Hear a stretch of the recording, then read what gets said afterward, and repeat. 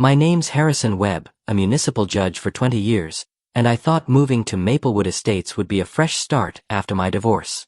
The suburb outside Riverside County, California, had 147 homes, jasmine-scented air, and kids playing outside. My corner lot with a big backyard was perfect for the woodworking workshop I dreamed of.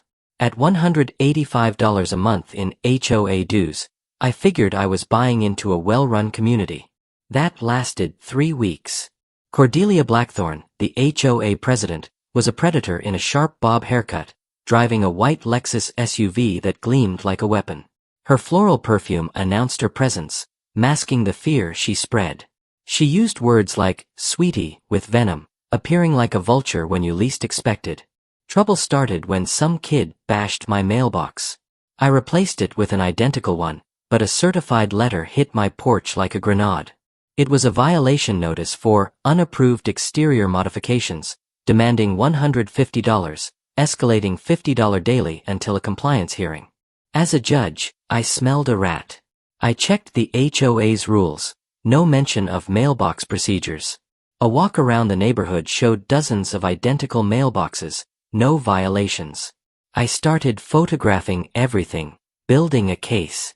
Marcus, an electrician from House 47, brought me a beer and a warning. Cordelia targets newcomers. He'd been harassed over solar panels despite permits. Mrs. Chen at number 23 got fined for 3 ceramic gnomes. The pattern was clear. Cordelia went after anyone threatening her control. I requested HOA financial records, my right as a homeowner. Cordelia delayed with excuses. At the HOA office, a shabby converted bedroom, she kept me waiting 23 minutes. The budget showed $400,000 collected yearly, but the community center was falling apart. When she finally spoke, her condescension dripped. "Judge Webb, we follow community standards, not courtroom rules, sweetie." I took notes, her perfume stinging my nose. That night, my kitchen table became a war room, evidence photos spread out. This wasn't about mailboxes, it was about power and money. I decided to build a privacy fence for my workshop, filing the HOA application and paying the $75 fee. 30 days passed, then 47, with no response. I'd learned in law school that delays are a tyrant's weapon. Fed up, I hired a surveyor who marked my property lines with orange flags, GPS verified. At 7 a.m. on a Saturday, I started digging, the post-hole digger's clang mixing with cedar's sweet smell. Neighbors watched, Marcus with coffee, Mrs. Chen nodding, Earl offering to carry lumber. At 9:17 a.m., Cordelia's Lexus rolled up. She marched across my lawn, heels sinking, claiming my fence was on HOA land. I showed her the surveyor's report, proving every post was 6 inches inside my line. Her dollar store measuring tape couldn't argue with GPS. Furious, she called the police, shouting about trespassing while standing on my property. 3 squad cars arrived, gravel crunching. Sergeant Rodriguez, who'd seen me in court, raised an eyebrow. "Your Honor." Cordelia's smugness faded as I presented permits and surveys. Rodriguez told her she was trespassing. Her retreat to her Lexus was a spectacle, but I knew she'd fight dirtier. My judicial instincts screamed, "Follow the money." What was she hiding in those records? Cordelia's police stunt backfired, but she didn't quit. I dug into HOA financials, finding $388,000 in annual dues. The numbers didn't add up. $89,000 to Pinnacle Property Services for landscaping, $47,000 for pool maintenance, $31,000 for a barely used community center's utilities. A courthouse contact revealed Pinnacle was registered to Derek Blackthorne, Cordelia's brother-in-law. The fraud smelled worse than her perfume. I built a case file, photographing identical violations ignored on other properties. Cordelia hit back with violation notices. $150 for backyard tomatoes, $100 for a garden hose, $200 for a doormat, $350 for my truck in my driveway. Fines hit $800, escalating daily. Anonymous complaints flooded the city about my legal fence, and fake noise reports claimed I ran power tools at night.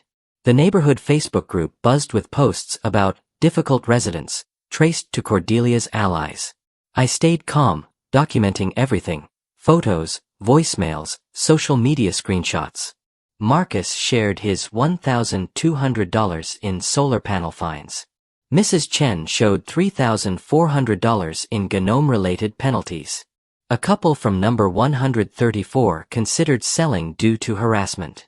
I requested 3 years of HOA meeting minutes, a homeowner's right. Cordelia claimed storage issues. My accountant friend Janet analyzed the budget, finding $127,000 embezzled over 4 years, funneled to Cordelia's accounts via Pinnacle. At an emergency board meeting, I presented photos of selective enforcement and questioned Pinnacle's contracts. Only 3 of 5 board members showed: Cordelia, Sandra Mueller, and Bob Morrison. Eleanor Vance and the vacant secretary didn't. Cordelia's face paled as I asked why 65% of the budget went to her brother-in-law's company. She tried to ban me for conflict of interest, but Bob, an insurance agent, shut it down. The meeting collapsed. I found a 1987 charter clause: a fraud conviction would dissolve the board, triggering new elections under county oversight. Cordelia didn't know it existed. She filed a restraining order, claiming I stalked board members, hiring a pricey attorney, Bradley Kensington. The hearing was in Riverside County, outside my jurisdiction, but Judge Patricia Henley, an old friend, presided. Kensington painted me as a rogue judge, but my evidence, affidavits, photos, recordings, proved harassment. Henley denied the order, sanctioning Kensington for frivolous filing. Cordelia's legal fees piled up. Neighbors rallied. Marcus organized meetings. Mrs. Chen brought cookies. Earl shared flag violation stories. Bob, the honest board member, leaked Cordelia's panic over missing treasurer records.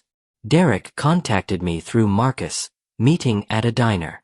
His hands shook as he handed over invoices showing fake landscaping charges. "She's threatening my family," he whispered. Cordelia was planning a big move for the annual meeting, and Sandra was smearing me to city council.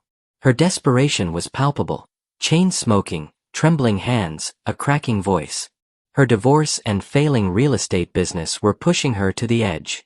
I had the evidence, the charter clause, and a community ready to fight. What was her next move? My dining room became a war room, maps and flowcharts tracking Cordelia's fraud. Marcus, Mrs. Chen, Earl, and Bob joined me, planning a 3-pronged attack: criminal charges, civil lawsuits, and a recall election. Janet's forensics showed $127,000 stolen through Pinnacle, funding Cordelia's spa trips and real estate. Derek's invoices confirmed fake billing. I subpoenaed bank records, recovered deleted files, and got insurance duplicates. Cordelia's sabotage, vandalism, shredded records, fake ethics complaints, failed against my backups. Sandra's son was caught spray painting my fence. The FBI joined, freezing Cordelia's assets. Media exploded. Channel 7 ran a 5-part HOA corruption series, newspapers published exposés, and hashtag Maplewood corruption trended. We gathered 89 recall petition signatures, exceeding the 74 needed. Reform candidates filed, promising transparency. The annual meeting was set to be a showdown. Cordelia tried dissolving the HOA to dodge prosecution, but Judge Henley denied it, sanctioning her attorney again. The meeting saw 134 households pack the community center, cameras rolling.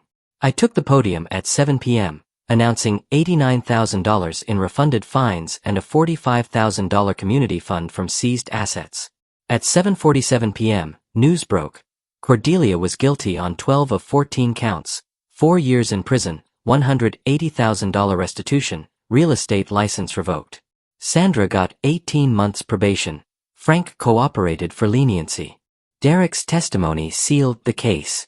I was elected HOA president, Marcus treasurer, Mrs. Chen liaison, Earl architectural reviewer, Bob secretary. We passed transparent policies: public bidding, online records, fair appeals.